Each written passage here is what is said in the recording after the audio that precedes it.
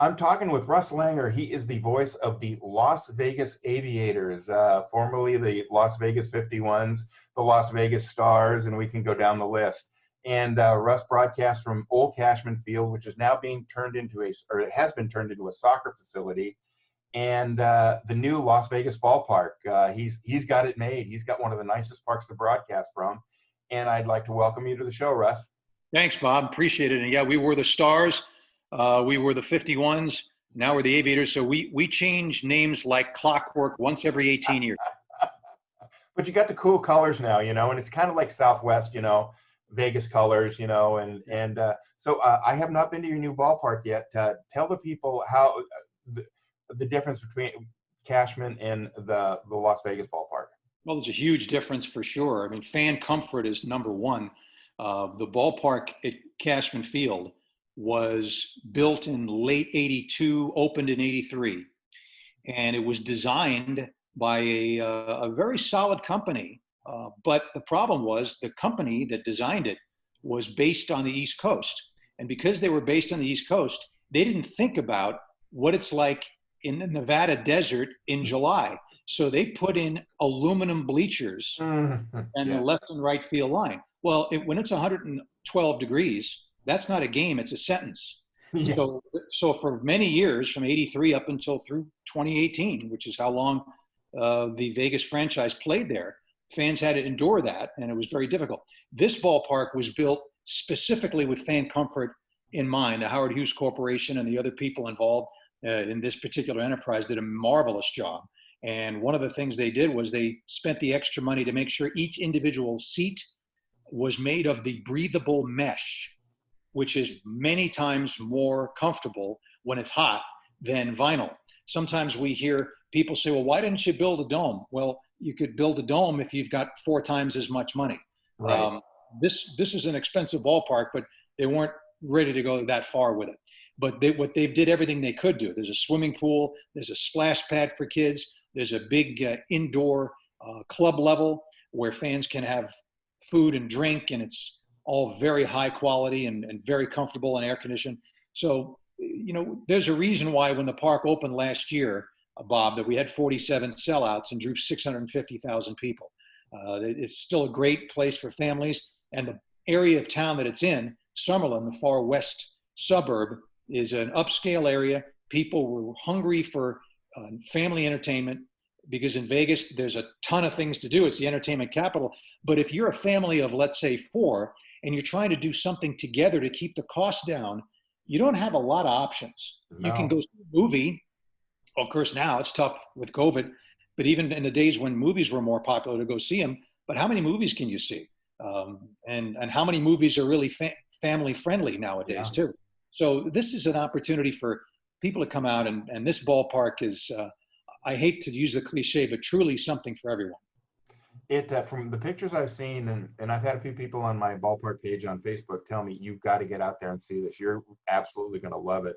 And it just, like you said, in Vegas, sitting on those aluminum bleachers in July when it's 112, that's just not going to happen. It's just brutal, and that's why you saw so many people congregate underneath the concourse there, which was, underneath the broadcast booth in the luxury suites at Cashman Field during the hot times in July. It's you just didn't want to be out there, even at night. The heat doesn't go anywhere. I mean, it's still 105 degrees at game time, or 9 o'clock at night, and that kind of puts me back to the old ballpark in Arlington, where I've never seen this in my life. I was at a game one time. The game temperature was 94 at 7:30, and at 9 o'clock it was 98. The temperature actually went up. And I'm like, and of course you get that blast furnace that came in from the east. Oh, it was brutal.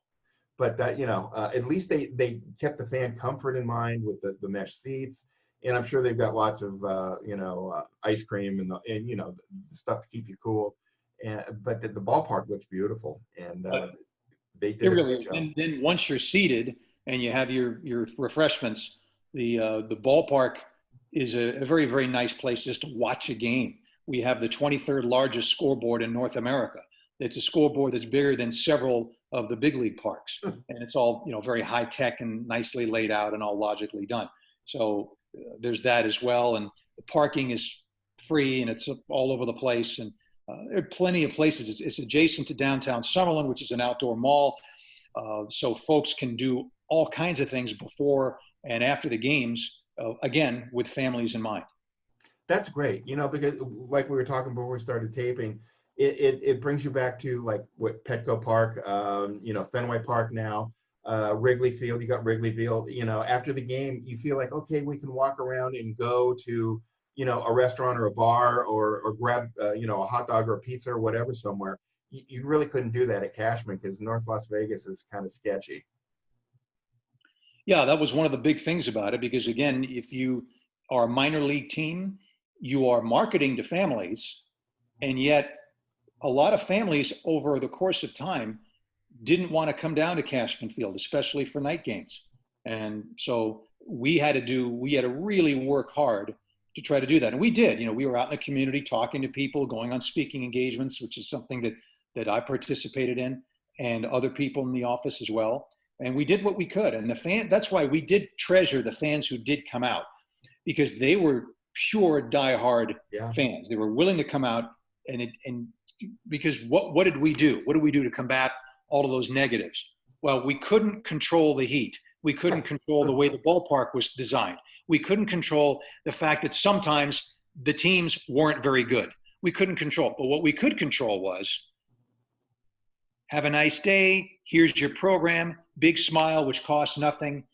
Enjoy the night, and try to provide good customer service and give the sponsors and fans something to smile about.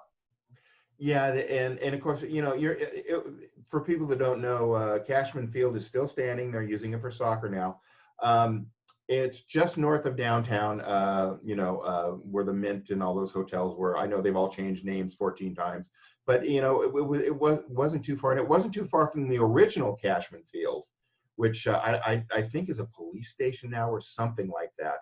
I have to do my research, but it was basically an old wooden park that it was built in the 30s or 40s, and it had seen its better days because it hosted both football and baseball. And another thing that I think a lot of people that don't live in Vegas know that you do the UNLV football games. That is correct. And hopefully we'll have our season get underway and completed uninterrupted. And when we do play, one of the really exciting thing is we're going to play in the new Raiders stadium. Some folks watching this might not be aware of that, but we're going to share that stadium with the Raiders, and it's quite a masterpiece. It's a little better than Sam Boyd, right? Well, it's funny you mention that, Bob, because the stadium itself is not a bad structure. Sam Boyd's not a bad building. They put it in the wrong place. It's in the middle of nowhere. Yeah, it was back in the day. Yeah, I mean, even when John Robinson, who was an icon when it comes to football, certainly west of the Mississippi, he was. You have a big problem trying to recruit when your stadium is 8 miles away from campus and you got dirt parking lots. That's a tall order. But now with this stadium, well, the recruiting is going to be a lot easier. Are they keeping Sam Boyd, or are they tearing it down?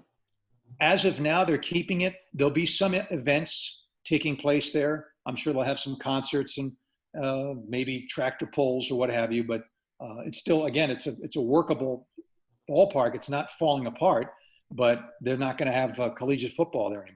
Yeah. Well, you got that nice new Raiders stadium, and you got the nice new hockey arena too for the Golden Knights. I mean, Vegas is, everybody thought Vegas was a sleepy little gambling town, and they're big league now. They got 2 big league teams, and right. Who knows? They may have a big league baseball team in the near future. Because you can expand the ballpark in Summerlin, can't they? To accommodate? They cannot. They cannot. In that way.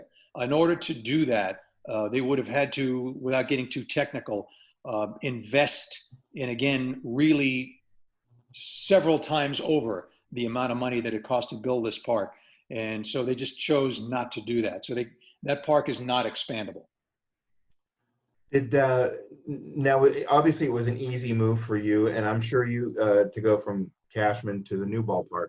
I'm sure you heard a lot from the players too that this is light years better than Cashman, because I've heard the complaints. I never got in the clubhouse at Cashman, but I've heard it was really bad. Even for the home team, it was really small, and it wasn't conducive to, what all these teams have now, which, they're pretty nice.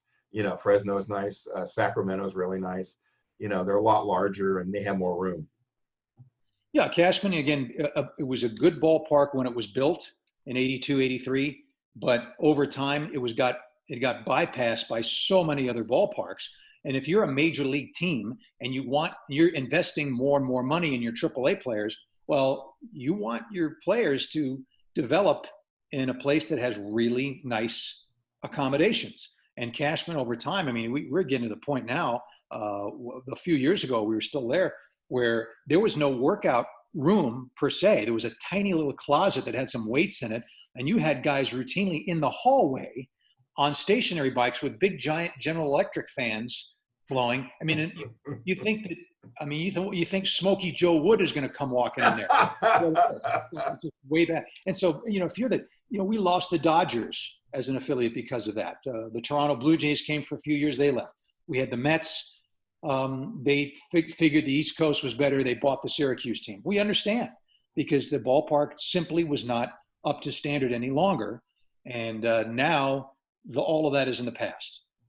What are some of your favorite parks outside of yours that you go to during the season? During the Pacific Coast League season, my favorite park in the league other than ours is the Memphis ballpark, which is now a 20-year-old ballpark, but it's just such a wonderful and comfortable, in my opinion, place to see a game. Great sight lines, downstairs, the accommodations for the players, the clubhouses. You have the indoor batting cages, pitching mound, all kinds of stuff. It's just a great place, and centrally located right downtown. And I just love that park. I love that. That's my favorite.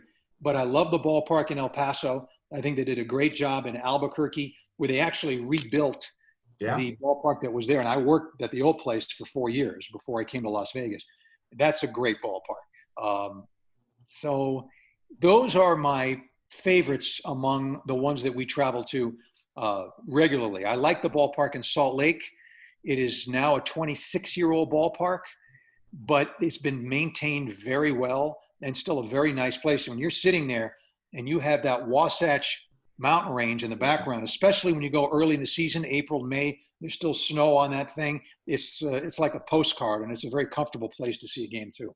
You mentioned Albuquerque, the original ballpark where the Dukes played. That was where they had the drive up left field, where you could park your car in the outfield and watch the game. It was like a drive-in movie. And you mentioned Salt Lake City and Albuquerque. What they did was they tore down the old ballparks, and right on top, boom, that's where the new one is. And so technically you're at the old park, but it's the new park, and a lot of people don't realize that unless they live in the area and they've been there forever, and I'm glad that they built out in Summerlin, because, it's with the Raiders and their new stadium. I don't know how the parking is going to be, but that's going to be a logistics nightmare, I think, with the traffic, Las Vegas Boulevard and the 15, and it's going to be interesting to see how they handle that. Are they building parking structures around, or how is the parking going to work for the Raiders stadium? I don't have all the details on that right now. I think that they've got plans to build more, make more parking accommodations than there certainly looks like now. The good thing is they only have to do it 8 times a year.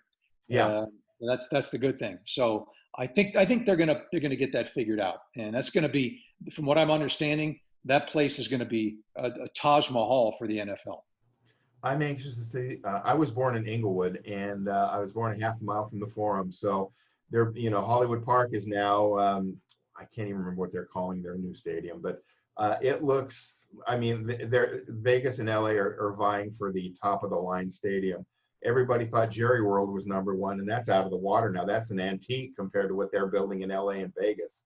It's all high. All these ballparks now are high tech. Even the minor league ballparks are all high tech, which makes it easier for visitors because, with their laptops and, wireless, and it makes it so much easier than the old plug-in data days and things like that. Because some of the older parks, they just couldn't keep up with the new, the new electronics.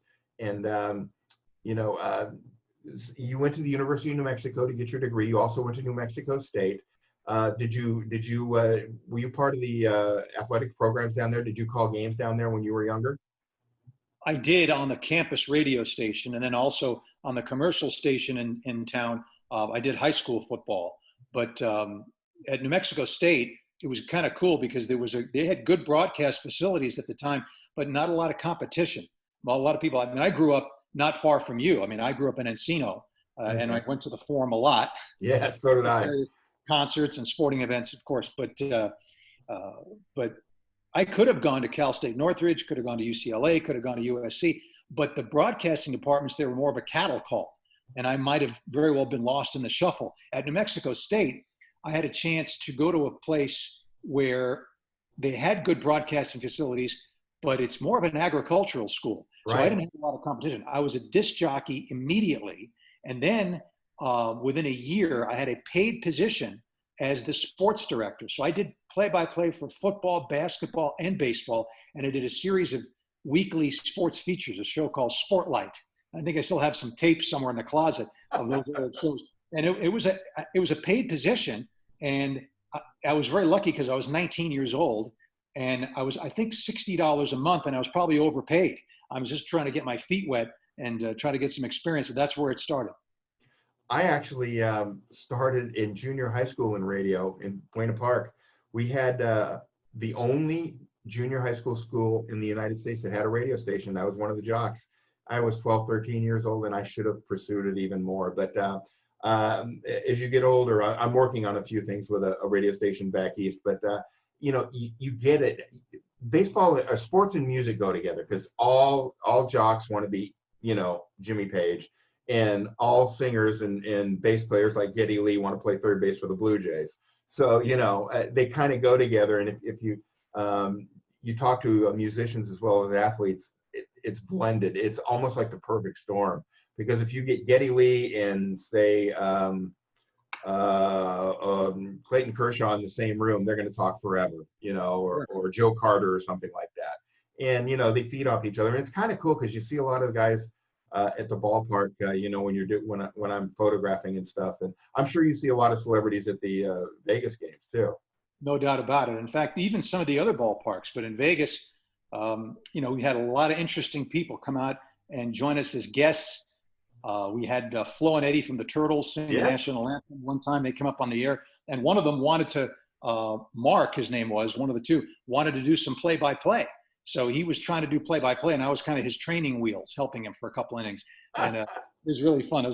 They were great guys. And then when the Phoenix days, when I first got to AAA, Alice Cooper, who lives in the area and was coaching T-ball, came up on the air with me, and I still have that recording, just talking about his days growing up as a Tiger fan in Detroit and what he loves about baseball and how much he enjoyed doing the movie Wayne's World and just great. So yeah, there's a lot of that goes on. A lot of, Edmonton. We were in Edmonton one time back in the 90s.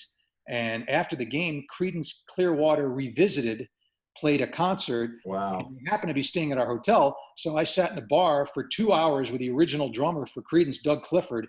Cosmo. Talked about baseball, talked about music, and it was awesome. Just tremendous. Yeah, we as you and I were in the same era. Yesterday was the 40th anniversary of Led Zeppelin's last concert in Germany with Bonzo, and a few months later, unfortunately, we lost him. But I posted it, and it's harkening back, it doesn't seem like 40 years ago that he passed away, but it's true. It is. It's just. And Cosmo Clifford, they were popular in the early, mid to late 60s and early 70s, and they're still playing today. And I like seeing that. That's awesome. I could see the Stones. I know they're old. They played the same, but it's the Rolling Stones. Okay, come on. It's it's Keith and Mick and Woody and Charlie. Come on, man. You can't get any better than that. My one regret is I never saw Led Zeppelin live. I was KMET in LA had announced, just before Bonzo died, that they were getting ready to announce a North American tour, and they were going to play the Forum. And I was ready for tickets, and of course, it never happened. But like we said, ball players all want to be guitar players or drummers, and musicians want to be jocks. And, you know, a lot of them, Alice Cooper was, from what I heard, he's a great golfer. And he was a pretty good ball player, too, from what I've read and I've heard. And And he attract all kinds of attention just because of who he is when coaching these youth teams. And these kids, at that time, I don't know if he's still coaching or what level, but these were T-ball kids. These are little kids. And the parents knew who Alice Cooper was. So they would tell the kids, hey, you got to listen to him. And so I said to him, I said to Alice, why is it that how is it that you get the kids to listen? And he says, the parents tell the kids who I am, and I tell them, don't listen. It's not because of rock. It's because I'm such a good coach. So listen to me. That's what you ought to do. did you, have you eaten at his restaurant in Phoenix by the ballpark, Cooperstown? I have not. I heard it's good. It is really, he's got one of those 8-foot long hot dogs. He calls it the big unit for Randy Johnson. And I think they still have it, but he used to have a place outside of, when it was Jacobs Field in Cleveland, he had Cooperstown there too, and it's closed. But it was right outside the center field wall. He had a restaurant there, and my wife and I went in there and we ate in there. The food was really good, and it's ballpark food jazzed up, you know, with a rock tone to it, obviously, you know. And but you know that's another thing, how ballpark food has changed since when we were kids. You know, we went to Dodger Stadium. What did you get? You got a Coke, you got a Dodger dog, popcorn and peanuts, and maybe ice cream. That was all they had. Now when you go to a ball game, you can get anything from prime rib to sushi, you know, or you know, an Ichi roll up in Seattle, you know, or crickets, you know, or just the weird stuff. What's the best thing they have at the new park in Vegas? What's your favorite? My favorite is there. If you're a hot dog fan, you have a couple of options. You can get the standard ballpark hot dog, or if you are adventurous and you don't mind shelling out a lot of money, you can spend a lot more and get. They had consultations with some of the really big chefs around Vegas. One of the great things about being in Vegas is not just the musical talent and the other stars who come through, but also you get some world-class chefs because you have some of the finest dining in the world here. So they consulted with these guys, and one of them came up with an idea, who they contracted with, for designer hot dogs. And you can get, there's 4 or 5 different types. They gave them some snazzy names, you know, the torpedo or whatever. And you can get Wagyu beef hot dog with a jalapeno relish and and a sriracha aioli. You know, this is very foo-foo stuff, but it's an option for the fans who want to do. And on one particular night, sampler platter of all of those different hot dogs up to the booth, and I tried them, and I was like, this is pretty amazing. You know, I don't know if it's an $11 hot dog every day, but it's pretty amazing.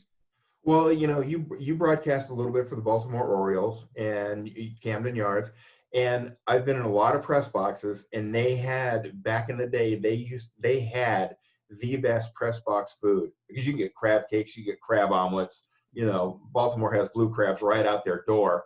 So they had most of the, you know, a lot. No wonder the writers were so heavy in New England or the Northeast, because you know they used to graze at the Camden Yards, and the food was really, really good. And the same way in Texas too. They've got it at the old ballpark. I don't know what the new one is like, but you know, it's come so far then in you know 20 years of what food has become with ballparks. I mean, a lot of the ballparks now you go just to eat. You know, like Fenway Park. I mean, they've got everything. Wrigley Field has got everything, and it's like that in the minors now. If you could change one thing of the new park, what would it be? Or is there nothing to change? You think it's pretty right on? I wouldn't change really much of anything. If I'm going to be a lint picker, I might say, okay, not from a fan standpoint. I think from the fan standpoint, it's pretty great. You got plenty of restrooms, a lot of the wide concourses. Again, a lot of creature comforts. It's really, really good. But you know, from a standpoint of getting from point A to point B, because that's part of my job as game preparation, I wish that the elevators from the ground floor went all the way up to the press level. But the reason that they don't is because they decided, and I'm glad they did, to make the press level separate from the suite level.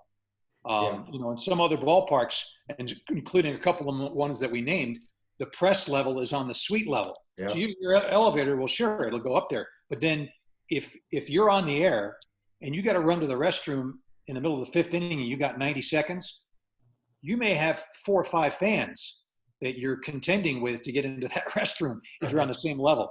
Yeah. So we have our own level. So again, that's a minor thing. But if I had to name one thing, maybe that would be it. That's, but you guys need your privacy too, because you're doing a game and people don't realize you're concentrating on the game and you're thinking, 3 batters behind, the guys on third base, what he hit, you want to describe the action. You got to run out to go to the bathroom and you're still in the zone. You don't need distractions. You've got to get back and start talking again, to, everybody listening to you. So, you can't be signing autographs and saying hi to everybody. I can understand that. It's like that in Fresno. They have the ring of the luxury boxes on the outside of Chuck Chansey Park. And you kind of have to navigate your way. It's like an unmarked door, but you got to know where to go. And they have their own, booths in there and restrooms, which makes it really nice. But there are some parks that didn't have that, as you know. Now, if you could broadcast in a ballpark that does not exist anymore, which one would be your top one? Ebbets Field. I knew you were going to say that. You want to be in the catbird seat with Red Barber, then, huh? Yeah, I mean, and it's just Vince Scully, who I got to know a little bit when we were a Dodger affiliate, just has the best stories about broadcasting, how the intimacy of it, and the fans, which are just those Brooklyn fans. My dad was one of them. I mean, he grew up in Brooklyn and saw his first game in 1930 when he was a kid at Ebbets Field. They played the Boston Braves, and he remembers that Dazzy Vance pitched. And you talk about degrees of separation. The fellow who played shortstop for the Boston Braves that day was Rabbit Moranville. Jesus. So talk about going back. My dad saw the game. I guess he remembers it. He was 11 years old. So, but it would definitely be Ebbets. And I remember Vinny telling the story of, if you know about Ebbets, the history, they had a fan named Hilda Chester, and who used to ring her cowbell. And she used to put a sign down when she got there, Hilda is here. And she would yell at the players and was a huge booster. Well, the press box, the booths behind home plate where Vinny and Red Barber were pretty low by the walkways between seating sections. And so early in Vinny's tenure, I don't know, 1952 or 53, he was beginning to really develop more of a following. Because when he first started in 1950, he was only doing 2 innings per game. But a couple of years later, he caught on and people were really understanding they had a tremendously talented young broadcaster doing Brooklyn Dodger games. So between innings one day, Hilda walked from her seat on that walkway directly under where Vinny was sitting and they had commercial on, it was between innings. And she looked up and she had that tremendous 44 Magnum voice that she had. Vin Scully, I love you. And the fans were starting to laugh. And Vinny was so embarrassed. He was slinking down in his chair to try to get out of view. And she said, don't you hide from me when I'm talking to you. Only at Ebbets Field could that happen, really. Well, yeah, Duke Snyder referred to her as yes, ma'am, when she would yell at him, yes, ma'am, But, that's what Major League Baseball is missing now. These ballpark characters, the sign man at old Shea Stadium, the guy with all the signs, the birdies are dead and all. That's what it's missing. It's missing the bleacher creatures at Yankee Stadium because they were loud and they were colorful, much like Philly fans.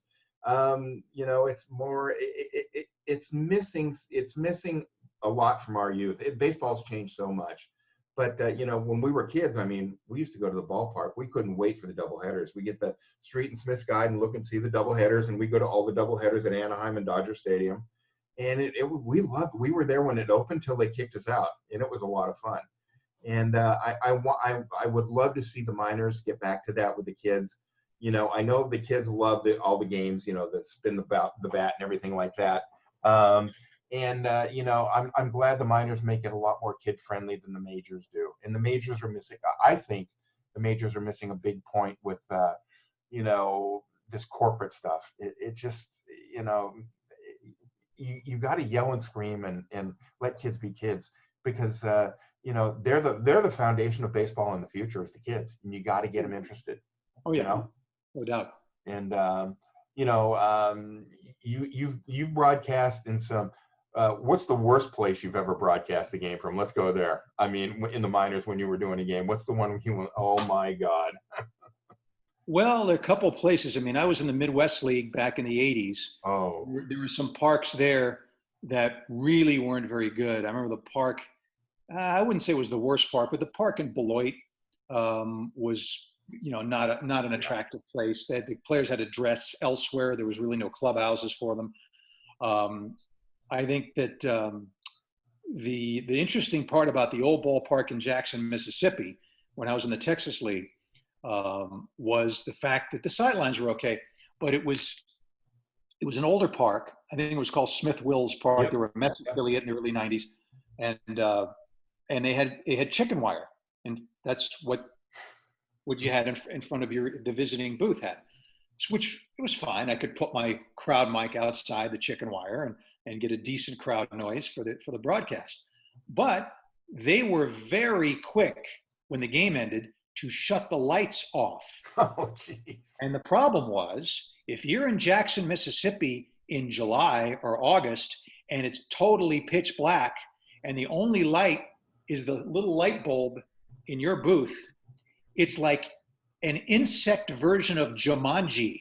Everything in the world you can imagine that has wings is coming flying into your booth, and you better have your mouth closed because you're going to get hit in the face with these insects. So you got to do your post game, and you got in some nights you had more insects in the booth than you had fans in the stands. But that's kind of how that worked. You're not trying to tell me that it's hot and humid in Jackson, Mississippi in July, are you? I would never imply such a thing. I'm shocked that gambling is going on here. Yeah, exactly. That's like doing a day game at Arlington in August when it's 115 and it's a dry heat. Yeah, you keep telling yourself that, Well, the other thing is the old ballpark in Portland, which they renovated. Yeah. But the first year I was there, the first couple of years when it was old Civic Stadium built as a dog track, I think in the 20s or early 30s, the visiting booth, I mean, the park itself was fine, I guess. It was downtown. The visiting booth was a bunker behind home plate. You were literally sitting underground, and your eye level was right just slightly higher than the ground itself. And then you had this low ceiling. Now, the good news is you got a great view of balls and strikes, and ground balls, generally, you're okay. The bad news was anything hit in the air, it was almost like you're on a broadcast delay. To avoid sounding goofy, you had to wait because remember, when there's a fly ball hit deep to the outfield, infielders instinctively will begin to move. Yep. So if you're not careful, you could easily say, there's a high pop fly, oh, it's gone. So you had to really wait. And it was a challenge. It was a challenge, but that was I miss going there though, because that was a good place to go once they got the place renovated. And that's the place that Rodney McRae made famous by running through the right field wall and breaking his nose. Yeah. You see, everybody's seen that highlight, and that's Sports Center goal. That's been around forever. You mentioned Vinny. You and I grew up in Southern California. Were you one of the transistor radio kids of the 60s and the early 70s where you go to bed with a radio under your pillow listening to Vin? I was definitely a radio guy. He inspired me to get in the business, and I was lucky enough to tell him that later on. And it was just amazing. And just going to the ballpark, and you didn't even have to bring a radio because it reverberated the broadcast throughout the stadium. As you remember, there's that famous story that happened at Coliseum back in 1960, 2 years before Dodger Stadium opened, when the Dodgers were playing, I don't know, the Braves or whoever, they're Pirates or whoever they're playing. And it happened to be the birthday of, I believe it was the third base umpire that day, Frank Sikori. And Vinny said to the radio audience, with a very unsuspecting Frank Sikori just doing his thing umpiring, he said, hey folks, it's Frank Sikori's birthday today. So when I count to 3, everybody say happy birthday, Frank. And he said 1, 2, 3. And 45,000 people said, happy birthday, Frank. And Frank Sikori about jumped out of his jockstrap. Between any baseball fan could sit down and just listen to Vin talk for hours on end and not even have to say a word, because Vin has, I mean, I've talked with Rich Key about Vin.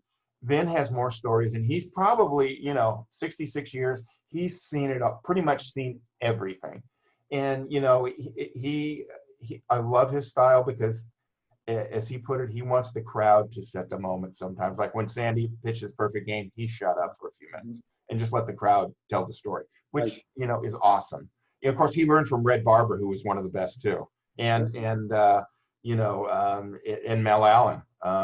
New York had some great broadcasters back in the day. Russ Hodges with the Giants, in the Red, and Mel Allen, and all those guys. It was, any radio station you listened to, you had the best. Who did you have you copied? Who was your style copied after? Who did you most like? Say, I want to pattern myself a little like this guy. I learned early on, Bob, although I was inspired by Vinny, and my earliest stuff from the 80s sounds a little like Vinny. I learned fairly early on that the one thing that you can bring to the microphone that nobody else can bring is yourself. Right. So you don't really want to try to copy anybody. What I did was I developed my own style, and every once in a while I would hear, if I listened to another broadcaster, I would hear maybe a different terminology that I thought maybe would fit my style. So I would do that. But I was influenced in terms of storytelling, I think, and the importance of research, the importance of good preparation. I was certainly inspired by Vinny. I was lucky because growing up in that time, and you were there too during that time, we had Vinny doing games for the Dodgers. We had Dick Enberg games for the Angels. Bay Area fans had, you mentioned, they had a great, I mean, to me, if there's a golden age of baseball broadcasting in a particular geographic area, New York had some great ones, and the Midwest had some great ones. But in the West Coast, you had Vinny, you had Dick Enberg. In the Bay Area, you had Hank Greenwald, you had Lon Simmons, you had Bill King. I mean, the list goes on and on. And even up north, you had guys like Bill Schonely and Jimmy Dudley doing the Seattle games in 1969. I mean, these are really talented guys. So, but I was most exposed to Vinny and Dick Enberg early on. And then I think some of the technical knowledge I got was listening to Vinny, because Vinny had a manager's knowledge of the game. There's no question about it. And then I watched the NBC Game of the Week, which originally, when I started watching, was Kurt Gowdy and Tony Kubek. Yes. Later, Joe Garagiola and Tony Kubek, and it went on from there. So then Vinny obviously joined that team later on, and they've had, then that went away. But, I go back now with COVID, with no baseball, and I go back and watch some old World Series games, and I'm thinking to myself, that's why I like Tony Kubek, because this guy had a tremendous knowledge and a great ability to impart that knowledge. You know who else that nobody talks about anymore? Dave Campbell. He did an excellent. He was really good. He did a terrific job. Campbell did the Padres too. He did the Padres for years. He did. He played for them, and then he became a broadcaster. Sure. Yeah, he was. They were no nonsense. They weren't screaming and hollering guys, like some of these guys you see on ESPN with the screaming and the yelling after every play. And Vinny was a Dodger fan, obviously, but he wasn't a homer. He would. He was the first one I would listen to that would tell it. Paraphrasing Howard Cosell, he would tell it like it is. If the Dodgers were doing bad, he would let you know it. But if Sandy's throwing a perfect game, you knew it.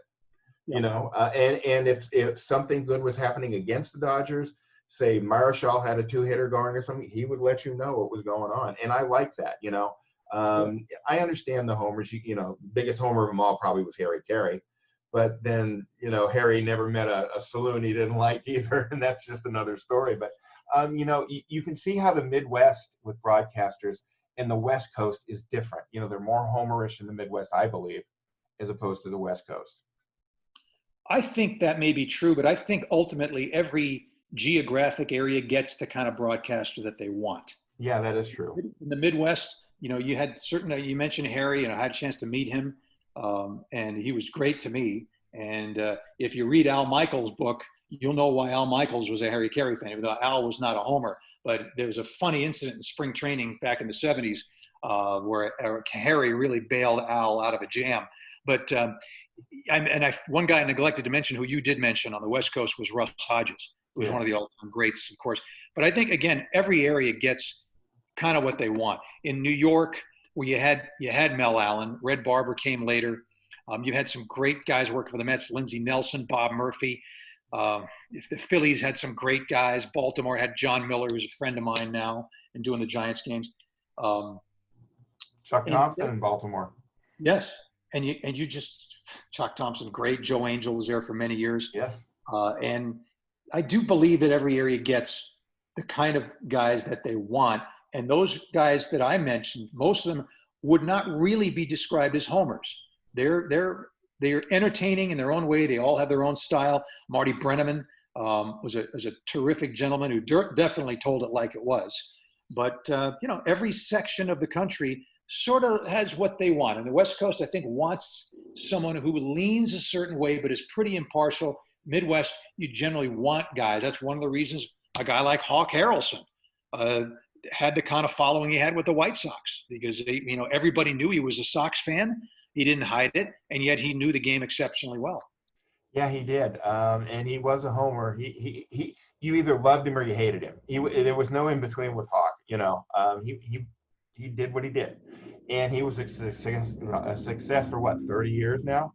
And now obviously he's retired, but you've got announcers all over the country and even other sports. We grew up with Chick Hearn, in the Lakers. I mean, come on, Chick was the Vince Scully of basketball. There wasn't anybody better. Although the Celtics fans will tell you Johnny Most with his, just one little scribble notepad and his 3 packs of cigarettes and cup of coffee in the broadcast booth at the Old Garden. He never wrote anything down. It was all from memory. And he was the classic basketball homer. He was what he was. And he's like Hawk. You either loved him or you hated him. Yeah. And we've been lucky. I mean, you and I grew up in Southern California. We grew up in a great time. Like you said, I believe it was the golden era for broadcasting in SoCal. Because like you said, you could watch the Dodger game, and then if you flip on the Angel game, there's Dick Enberg. And he doesn't get the credit I don't think that he deserves. Enberg was a class act. He could do it all. Yes, no doubt. No nonsense. No doubt. And so versatile. I mean, you're talking versatility. Enberg, Al Michaels, there are a few of the network guys, Bob Costas, Vinny. Vinny branched out, did football, and did some other things too for a while. So there's no question. We're very fortunate to have grown up in that time. And I was lucky that I was able to get into the business and meet these people and interact with them.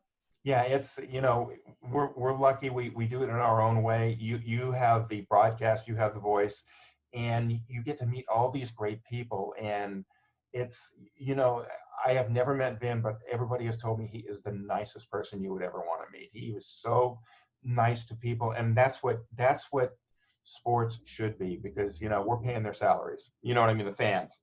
And the athletes need to be a little more, understanding with people. I get it. Some of these kids, that are paid by the autograph people to shove 5 baseball cards in their face. You just sign one, or you just get one. That's all you got to tell them, But I wish there was more in Major League Baseball. I wish there was more opportunities for the kids to meet their heroes, because I met my heroes. I met Yaz, and that was a thrill. And he was so nice. And I know you've probably met your heroes too. I have met most of them. I've been fortunate enough to meet Henry Aaron and Willie Mays and Sandy Koufax. Interviewed Greg Maddux, who lives here in Las Vegas, and Hank Greenberg when I was 15 years old. I met him at the JFK Airport in New York. My dad recognized him by a bank of payphones. Now I'm really dating myself. And he was a tremendous gentleman, just great. I'm probably missing a few, but there is no question. And Brooks Robinson, Boog Powell. I've talked to Boog on the phone a few times. We're going to meet. He's my boyhood idol, along with Hank Aaron. Harmon Killebrew was one of the finest gentlemen you could ever. Guys like Killebrew and Brooks Robinson, you want him as your next door neighbor. Fergie Jenkins. I met him. Sparky Anderson, wonderful guy. And some of the guys who were not Hall of Famers were just great guys like Ellie Hendricks, people like that who just you'd want. These are people you'd want as your next door neighbor. Just wonderful human beings. And if you get these guys one-on-one and you're having a beer with them, the stories start coming out. And, you know, the more beers you get in them, the funnier. I'm not going to repeat some of the stories, but they're pretty funny. And, you know, and especially pitchers, they have eidetic memories. They can remember a pitch that they threw to Hank Aaron, you know, in the fourth inning of a game at Crosley Field, you know, a slider down and away, you know, to strike him out. And then on the other hand, they seem to forget the pitch that Hank hit 450 feet, you know, over the laundry building at Crosley. Well, it's funny. It's funny you mention that because one of the guys that I did get to meet, I've not met Yaz as you were lucky enough to do, but I did meet Ted Williams at the winter meetings in Hollywood, Florida in 1986. And it's funny because he was talking in the lobby, big fisherman, of course, and he just came to chat with some of his old baseball buddies. And I was there with a bunch of job seekers. I hadn't broken into baseball yet. I was at the winter meetings trying to get a job, trying to get hired. I was working in New York at the time. And several of the job seekers said, "Hey, that's Ted Williams." And they were all afraid to go try to talk to him because he had the reputation of being like Darth Vader. Yes. You know, near him. He did not like the media. And I said, you know something, I don't know when I'm going to have this. This is the greatest hitter who ever lived. Yeah. I'm not going to pass up this opportunity. If it doesn't go well, but at least I tried. So you'll appreciate this as a Red Sox fan. I walk over, I kind of waited, hovered, because I don't want to interrupt this conversation. He finished talking to his group of friends, turned and headed for the door. And I walked up to him and I said, "Mr. Williams," I held out my hand. I said, "I just want to shake your hand." And he shook my hand and he said, "Good." And he walked out. That was that was very grounding right there. But well, I mean, Ted was Ted, you know, I mean, you know, he was, if you take those 5 years for military service, he would have set records that would have been unbreakable. He was that good, you know, I mean, you know, especially, you know. They had a couple of guys that you can say huge what if. Williams, you add those 5 years, Bob, you're talking 700 home runs. Easily. You're talking maybe multiple years of hitting 400 instead of just one. Who knows? And then a lifetime average ended up 344, might have been 350 or better because those are his prime years. Yeah. And when you think about what he did, people talk about 1941 when he hit 406 and went 6 for 8 in the doubleheader at the end of the year. That's crazy. To kick the average up. In my opinion, his most impressive year was, I believe it was 1957 or 58 when he hit 388 after serving in 2 wars, and he was never fast to begin with. I mean, how many infield hits could he possibly have had? And this is a guy who hit against the shift and never tried to go the opposite way, and he hit 388 at the age of, he was born in 1918, so he was close to 40 years old, 39 years old when he hit 388. And to me, this is just my opinion as someone who studied baseball history a long time, that's right smack in the heart of the golden age of competitive baseball. Yeah, I agree with you. The late 50s were the era, mid to late 50s, after baseball's talent pool had been fortified and strengthened by racial integration, but before it was weakened by expansion. Ted Williams retired after 1960. He never faced expansion pitching. Can you imagine what he would have done? If Ted Williams had 25 at-bats at Coors Field against some of the pitchers they had and as expansion team, forget it. They'd have guys playing on the moon try to catch his fly balls. Yes, I heard one radio broadcaster, I'm not going to mention his name, he said something really stupid. He's a nationally known guy. And he said, Ted Williams couldn't hit today's pitching. He wouldn't be as good. And I almost ran off the road. I'm like, are you kidding me? Yeah, you had guys, you saw the 99 All-Star game, which still gives me chills when Ted comes out. It's, you know, I mean, there's not a dry eye in the house. It's, you know, it's Ted's last hurrah at Fenway Park. And you've got all these major leaguers and all the, you know, the 100 greatest players in there. You know, you can hear the PA announcer, will the players please leave the field? And everybody's ignoring them because Ted's there. You know, and everybody's crowding around him trying to get, you know, some advice from Ted. Ted is by far the greatest hitter who ever lived. And there's one other thing, too, I would like to add. I'd like your take on this. I think that baseball should retire 2 other numbers. I think they should retire number 3, for Babe Ruth. He personally changed the game for what it is today. Because it was baseball was boring in the 2-1 games, bunt, steal, and fly ball and get the run in, kind of like when Koufax pitched. And I also think they should retire number 21 for Roberto Clemente, because he is the Latin Jackie Robinson. I'm definitely with you on number 3. I love Clemente. He killed my Orioles in '71. Funny you mention that, because that series killed me almost as much as '79 killed me. But he wasn't there for that, unfortunately. He had passed away in that plane crash. But interesting little perspective. I have another home that I keep in the Palm Springs area, and one of the guys that I get together with occasionally, who lives in that area, is former relief pitcher Pete Rickard. Oh yeah, he was on the '71 Orioles, and I talked to him and I said, "How crushing was it to be on that team to win 108 games, whatever it was, 4 20-game winners in '71, and lose to the Pirates?" And he said, when it first happened, I was crushed. But then Clemente died in the plane crash, and I thought, you know what? I'm not so crushed. It's called perspective. Yeah. Let him have it. Let him soar with the angels and have his glory. I mean, the guy was an amazing talent. But when you're talking Babe Ruth, absolutely. I thought Babe Ruth's number should have been retired a long time ago, because he changed the game. He transformed. Absolutely, he did. As an individual, did he have his flaws? Oh yeah.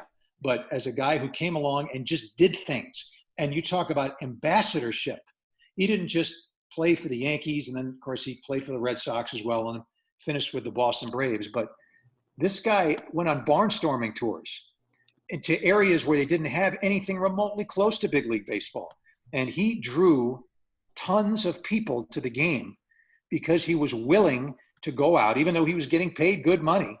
The famous story, hey, Babe, you're getting paid 80 grand back in the 1920s. You're getting paid more than President Coolidge. He said, well, I had a better year than he did. But he just did things. Ruth just did things to attract kids and to bring people to the ballpark. When you put people in the seats the way he did, no question about it. I think Jackie Robinson changed America. Ruth changed specifically the game of baseball, and I'm with you 100% on that. You've heard the story by Jimmy Reese. The reporter asked him, "You roomed with Babe Ruth?" And he said, "No, I roomed with his luggage, because Babe was never there." Yeah. And it's funny you should mention barnstorming, because there's a little town north of Lake Shasta called Dunsmuir. There's a little ballpark with a plaque where Babe and Bob Musial played, and I've got photos of it. It's just this old wooden grandstand that hasn't changed since Babe played there in the 20s. And it's right by the Sacramento River, and there's a letter that Babe wrote to the town and the Elks, I think, who had him there. And he went there to go hunting and fishing afterwards. And of course, that's prime hunting and fishing country in Northern California. But, Babe would go anywhere. He was a big kid. He really was just a big kid. My grandfather actually did business with him. My grandfather was in the clothing business back at that time. And he was one of the first, now we see things on shirts and sweatshirts, right, and we take it for granted. It's been going on for generations. But back then it was rare to see anybody in the late 20s walking around with a shirt or sweatshirt that had the image of something on it. And my grandfather was one of the early people that had to deal with someone who did this early version of silk screening. And he wanted to put Ruth's image on a sweatshirt. So this is an interesting take now, because this is 95 years ago. And just to show you how times change. What did my grandfather do? He called the stadium, and he said, I'd like to talk to Babe Ruth. They patched the phone call into the clubhouse. Bubby answered the phone and said, oh, you want to go? Hey, Babe, someone on the phone for you. No media people, no publicity people, no agents, no middlemen. They got on the phone. My grandfather went to Yankee Stadium. They went into a little side booth. It was early in the season. It was still cold in New York, early April. Babe had a big tweed overcoat on and his cap. And they'd made a deal. And every once in a while, my grandfather would stop by and give him his residual checks. And Ruth had a cigar, and he looked at my grandfather and he said, Harry, he said, I like doing business with you because I do business with a lot of people on a handshake, and not everybody pays me, but you do. So there you go. Yeah, there are so many Babe Ruth stories out there, and some are PG, some are R. He was there are very few ball players that are larger than life. Babe comes to mind, Ted Williams, Sandy Koufax, Hank Aaron, Willie Mays. I mean, and Bob Gibson. You're talking the cream of the crop. You know, Walter. You want to go back, Walter Johnson and Ty Cobb and Christy Mathewson. But there are very few that are in that upper echelon that is just, you know, they're just so far better than anybody else. It's like, you know, with Babe at bat, it was like, you know, he was playing with little kids, you know, and he swung that telephone pole bat too. Yeah. Well, you mentioned Sandy Koufax, and there's in 1963, to me, the two greatest pitching performances by a staff, not an individual, the 63 Dodgers against the Yankees, when they completely shut them down, and the 66 Orioles when the Dodgers scored 2 runs the whole series. The Dodgers offense wasn't good. We know that. The Yankees had a powerhouse. But in 63, you can watch, and there's a famous newsreel footage of Koufax at Yankee Stadium striking out Mantle looking at a curveball that broke by way of the Suez Canal. Like a big whoop whoop like this. He took it, strike 3 called. He starts to walk away, and as he walks away, if you look at the newsreel footage, he turned and said something to the plate umpire and to the catcher, John Roseborough, and he walked away. Well, I always wondered what he said. Many years later, now it's 35 years later, it's the late 90s, I'm doing games for the Albuquerque team, and who's coming through town? One of the Dodger roving instructors, John Roseborough. So I couldn't resist. He was a nice guy. Nice, humble man, John Roseborough, great guy. And you talk about a guy who knows the game. Oh, and stories, stories. Caught Koufax, Drysdale, played with those great teams, played with Frank Howard, the whole bit. I had to say to him, I said, John, that footage of Koufax striking out Mantle in a 63 series, that tremendous curveball. And as he walked away, Mantle said something. What did he say? And he looked at me and he said, how the blank are you supposed to hit that? Which is a question that hitters had every time they faced Sandy from 1960 on. Well, in my, you know, we're pretty much the same age, and we've been watching baseball the same time. And I've told this story to anybody who will listen. And I've told my nephew and everybody. I said, in my watching baseball for almost 55 years now, to really knowing it, there's only 2 pitchers I've ever seen that I thought could throw a no-hitter anytime out. Obviously, Sandy was one, and the other was Nolan Ryan, because I watched him in Anaheim Stadium. And they both, you know, they had basically 2 pitches, and you weren't going to hit it anyways. You know, you knew it was coming. You know, Harmon Killebrew tells the story of the 65 World Series, Game 7.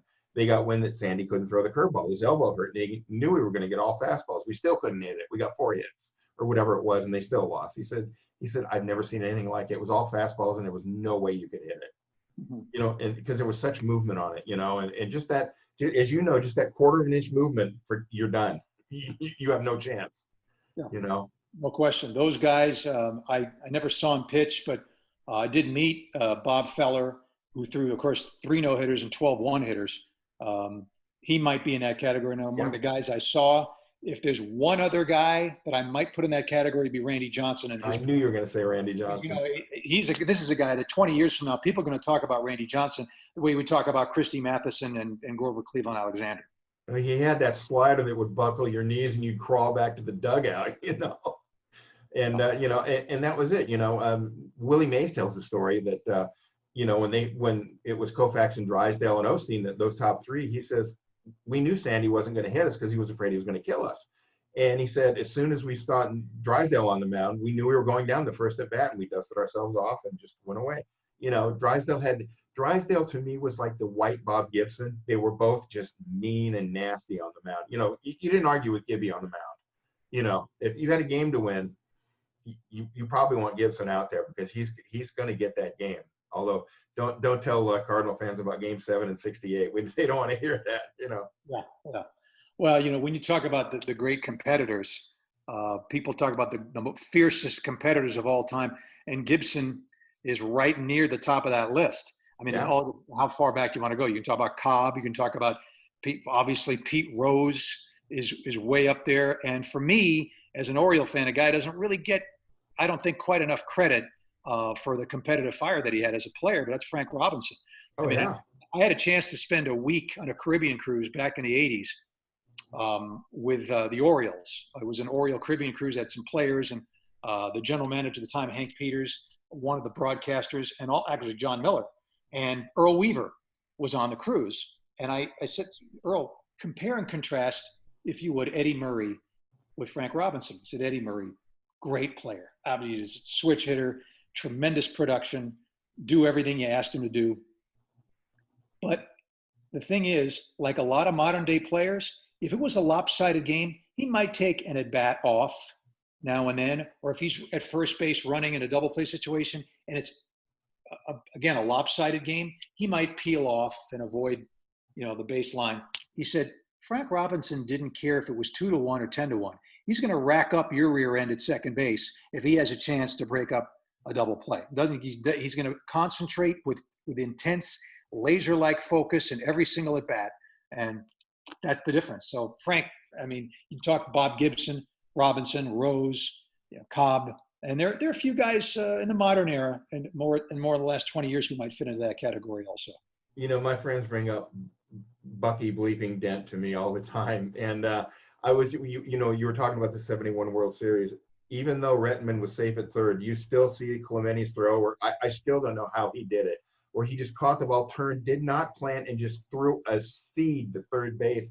And as a young kid, I'm thinking, that's impossible. You can't do that. But it was right there. A half second later, and Rettman's out. It was that close. Does that still run through your mind about the '71 World Series, that throw? Yeah, that throw, the many hits that he had, he was, it was one of the greatest individual performances by anybody in the history of the World Series, which dates back to the Wright brothers. First World Series was 1903. So there's no question. As an Oriole fan, I felt it. But to me, the biggest thing that he did in that series, the solo home run in Game 7 off Mike Cuellar was big. But he had a couple of key hits in Game 4, and Game 4 was the turning point. The Orioles were up 2-1, and they took an early 3-0 lead on Luke Walker with Pat Dobson, one of the Oriole 20-game winners, pitching. And if the Orioles hang on and win that game, they win the series in 6 games. But two big things happened. Number one, Clemente got a couple of key hits, and the guy who doesn't get enough credit, Bruce Kison, came out of the bullpen and shut the Orioles down for 6 2/3. I mean, he hit more guys than he gave up hits because he just kept them off balance, throwing inside, and nobody could. He protected the outside of the plate by throwing everybody in, and that was the turning point. The Kison performance and the key hits by Clemente in Game 4. Otherwise, that series is different.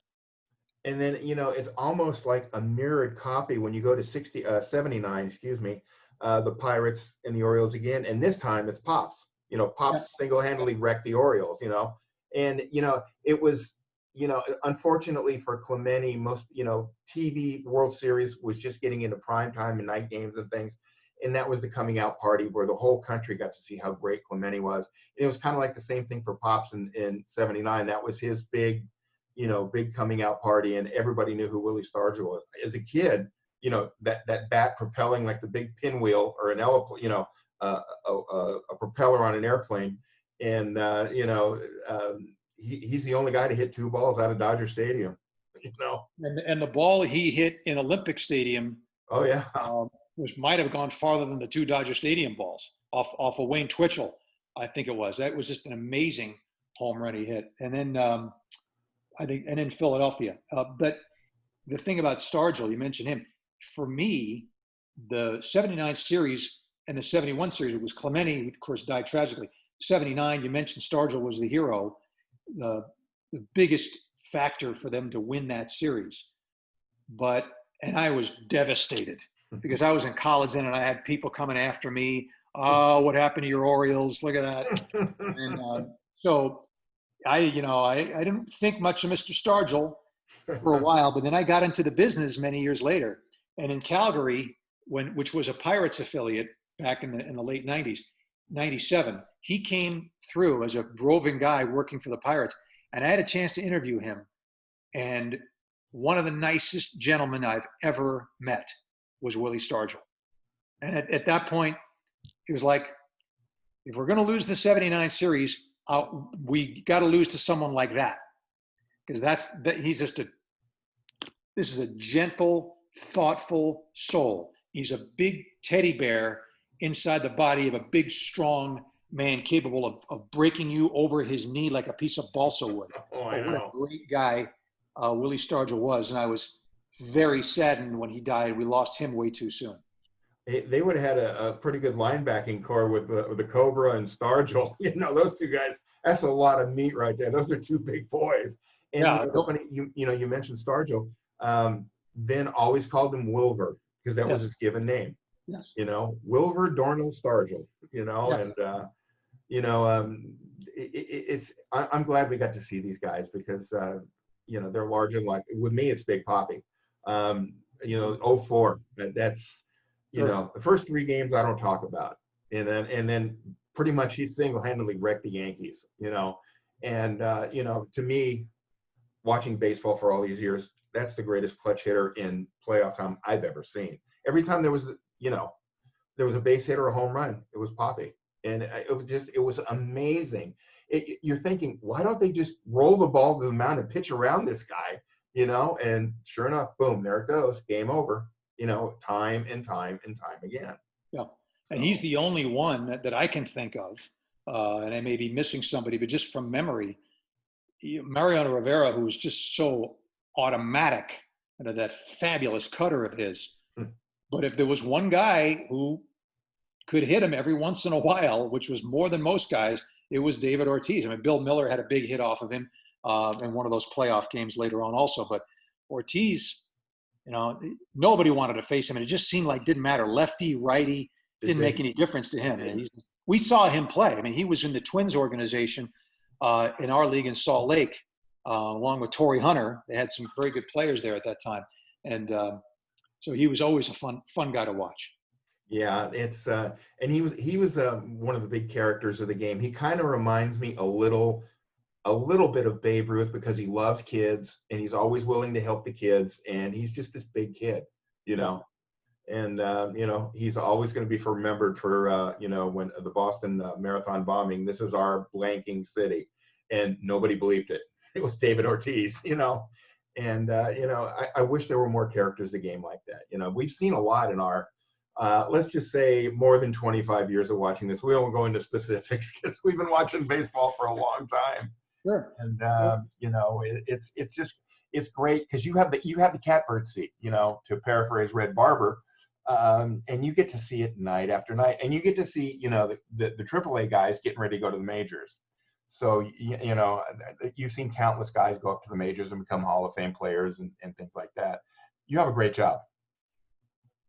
It's the best job in the world. I mean, for one thing, I'm lucky because there are more U.S. senators than there are guys doing this and living in the big leagues, and there are only 30 of us in AAA. Yeah. Well, it's a blessing, and I don't know how many people wake up in the morning and actually look forward to going to work, but I'm in that blessed group right there. And as you mentioned, meeting some of the icons has been one of the best things about it. And I'll just duck in, as you're an LA guy, and I don't know if you've heard this story before, but Vinny told this story about a gentleman that he went to high school with in the 40s named Larry Miggins.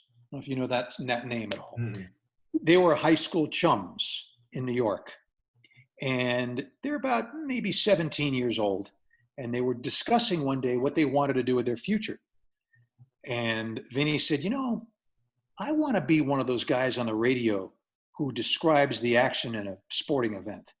I want to be a radio, because back then, this conversation was maybe 1947 or 48, maybe 46. And there was really no television, just radio. And so not a lot of guys aspired to do that back then. But Vinny was saying, I'd like to be a broadcaster. I really enjoyed that idea of being capturing the energy of a live sporting event. And Larry Megan said, oh, that's great, Vin. I hope that happens for you. I want to play. I want to be a player. I want to be out on the field playing. And then they kind of joked with each other about, well, wouldn't it be cool if one day if I'm broadcasting and you're playing in the same game and whatever. So then that was that. Well, fast forward now, it's, I don't know if I'm going to get the year right, but it's the early part of Vinny's tenure. He broke in 1950 It could have been 50, 51, right in there. At that time, when Vinny was brand new, he was only doing 2 innings per game, the third and the seventh inning, because they had Red Barber and they had Connie Desmond. And so Vinny was just doing the 2 innings. Well, it just so happened that they were playing the St. Louis Cardinals in a series at Ebbets Field in Brooklyn, and the Cardinals called up a young outfielder to make his major league debut named Larry Miggins. Now, first of all, the odds of Larry Miggins even getting called up by anybody weren't very good. You only had a handful of teams. It's not like now where you have 30 teams. So it was tough. The competition was tough. And then the Cardinals themselves were an organization. They laid down the blueprint with Branch Rickey and Sam Breeden for the minor leagues, what they are today. They had farm teams all over the place, Class C, Class D, all of it. So to get to the big leagues from the Cardinal system was really hard. They won the pennant in 46. They had good teams. They won the series in 46. But here's Larry Miggins getting called up, and where is he making his major league debut? In Brooklyn. So he wasn't in the game to start. He's on the bench, and he gets called into the game, and he makes his major league debut. He comes up to bat. What inning does he come up to bat? The 7th inning, one of the 2 innings that Vinny is broadcasting. And Larry Miggins settled into the batter's box with Vinny on the air, and Larry Miggins hit a home run. Now, I looked it up. I think Larry Miggins was only up for a handful of games. He might have hit 2 home runs, got sent back down, and never got up again to the big leagues. Vinny said, I've done World Series games. I've done All-Star games. I've met presidents. I have done perfect games. I've done no-hitters. I've done the most dramatic, the 86 series. The ball went through Buckner's legs. Everything in the world you can think of. He's been doing this since 1950. He said that was the single most emotional moment he ever had. Wow. All the home run of his old high school chum. And what are the odds? And the word that Vinny used to describe it, he said it was many ways it was providential, that it would happen at all, and it would happen like that, to defy everything you could possibly imagine in terms of odds. And Vinny, thank God that we had Vinny for all those years. And as you know, Connie Desmond was doing the games, and Vinny was the third guy. And unfortunately, Connie was an alcoholic, and he missed so many games. So Walter O'Malley finally fired him, and that's how, as you know, that's the big boost that Vinny got. Unfortunately, was the demise of Connie Desmond. And Dodger fans are grateful. Sports in general is grateful. Yes. The old Fordham Ram. There's a plaque of him at the ballpark at Fordham. It was there in 2018. Right next to Vince Lombardi and Frankie Frisch, and you get some heavy hitters there. So. No doubt. No Russ, doubt. we got to do this again. We got to delve more into music next time, because I know you're a music guy like me, and we can tell the stories, and let's do this again in the future. And I appreciate this, and I will give you the link when it's up, and we'll do it again soon. And I'll yell at Greenwald on the internet that we talked today, so he'll probably have something snarky to say. Oh, yeah. Well, you can count on that. But thanks, Bob, for having me. I really appreciate it. It's been a lot of fun. Thanks, buddy. Okay, have a good one.